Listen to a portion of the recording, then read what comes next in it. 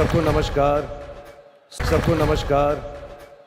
जब एक हिंदू किसी को नमस्ते करता है तो वो इंसान को नहीं कर रहा, वो उसके अंदर बैठे हुए परमात्मा को देख के कहता है कि नमस्ते, मैं तुम्हारे आगे झुकता हूँ। और वो कि हिंदू लोग कहते हैं नमस्ते, नमस्ते का लफ्ज किधर से आता है आपको शायद पता होगा। नमस्ते आता है इदम नममे से।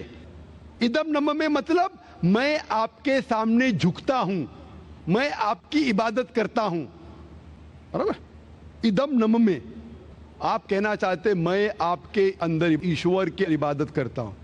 मिसाल के तौर पे वो आदमी चोर है, वो गलत काम कर रहा है, बलात्कार कर रहा है, आप उसको ईश्वर बोलेंगे? आप ईश्वर को इतना घटिया समझ गए? वो बलात्कार करने वाले इंसान को बोलते आप ईश्वर है। इससे भाईचारगी बढ़ेगी नहीं घटेगी। वो बलात्कार करने वाले को, वो चोर को, वो डाकू को मैं ईश्वर मान रहा हूं, उसके सामने झुक रहा हूं। अल्लाह को क्यों गाली दे रहे, ईश्वर को क्यों गाली दे रहे, खुदा को क्यों गाली दे रहे? इस्लाम में, इस्लाम की भी आपने मिसाल दी, इस्लाम में हम कहते अस्सलामु अलैकुम। अल्लाह ताला से फरमाते इस इंसान पे सलामती दे। चाहे वो अच्छा इंसान है तो भी सलामती देने की बात अच्छी है, चाहे वो चोर या डाकू हो। मैं बोलूंगा अस्सलामु अलैकुम, मैं कह रहा हूं या अल्लाह, या रब, या खुदा, या ईश्वर, या भगवान, इस डाकू पे रहमत फरमा।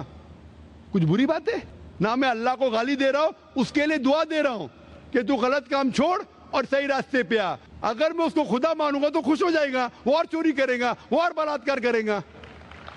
कोई भी धर्म में ये नहीं सिखाता। ये धर्म के मानने वाले अपनी खुद की इजाद करते हैं, इसे कहते हैं इनोवेशन, बिदात। जिस तरीके से खुदा ने सिखाया है कि उसकी इबादत करे, उसी तरीके से हमें करना चाहिए। तब्दीली लाएंगे, हम समझ रहे हैं कि भाईचारा बढ़ेगा, भाईचारा नहीं बढ़ेगा, भाईचारा घटेगा। आपने मुझे शुरुआत में नमस्ते कहा। नमस्ते, नमस्ते के क्या मानी है भाई साहब, आप बोल सकते हैं? नहीं पता क्या मानी है? माइक्रोफोन ऑन कीजिए जरा भाई साहब का। नमस्ते मतलब मैं सर झुका के मैं आपको नमन करता हूँ। हाँ, सर झुका के आप मुझे नमन करता हूँ। नमन करता हूं। सर झुका के, सर झुका के मुझे नमन करना शिर्क है, हराम है, प्रोहिबिटेड है। आप मेरे सामने भी सर नहीं झुका सकते, चाहे आप मुझसे मोहब्बत करते हैं, चाहे आप मेरी इज्जत करते हैं, फिर भी आप मेरे सामने सर नहीं झुका सकते। सर झुकाना चाहिए तो सिर्फ खुदा के सामने, अल्लाह के सामने, और मैं खुदा नहीं हूं। आप जानते हैं, आप मेरी इज्जत कर सकते हैं, मेरी बात जो मैं कहता हूं उसके ऊपर अमल कर सकते हैं, लेकिन आप मेरे सामने सर नहीं झुका सकते। इसीलिए मैं जवाब में आपको कहूंगा अस्सलामु अलैकुम, आप पे सलामती हो, आप पे सलामती हो। आप समझे ना? मैं आपके सामने झुक नहीं सकता हूं। ये सिर झुकेगा तो सिर्फ अल्लाह के सामने, सिर्फ खुदा के सामने।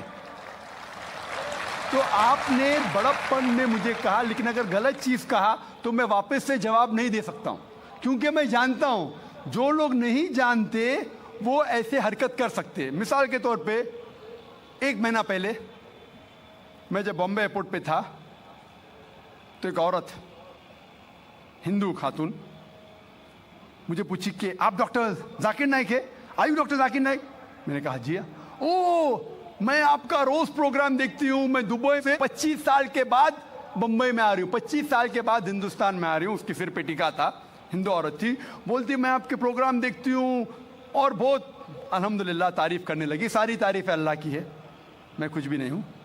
और फिर कहने लगी कि मैं तुम्हारे पैर छूना चाहती हूँ। मैंने कहा कि ये गलत है, शिर्क है। तो बोले क्यों? वही जवाब मैंने दिया, आप जो भी कहो मैं आपकी बात मानूंगी। तो मैंने कहा आप कुरान मजीद पढ़िए, कुरान मजीद पढ़िए और इसके ऊपर अमल कीजिए। और मैंने तकरीर दी है similarities between Islam and Hinduism, इस्लाम और हिंदुइज्म में यकसानियत, और साबित किया है कि हिंदुइज्म में भी लिखा है कि आप सिर्फ एक ईश्वर की इबादत करना चाहिए, जितने ऋषि आने वाले उनमें मानना चाहिए, और मोहम्मद सल्लल्लाहु अलैहि वसल्लम में भी। तो आपको अगर कुरान और वेदा पे अमल करना चाहिए जो यकसा है, आपको एक खुदा में मानना पड़ेगा और आखिरी पैगंबर मोहम्मद सल्लल्लाहु अलैहि वसल्लम पर।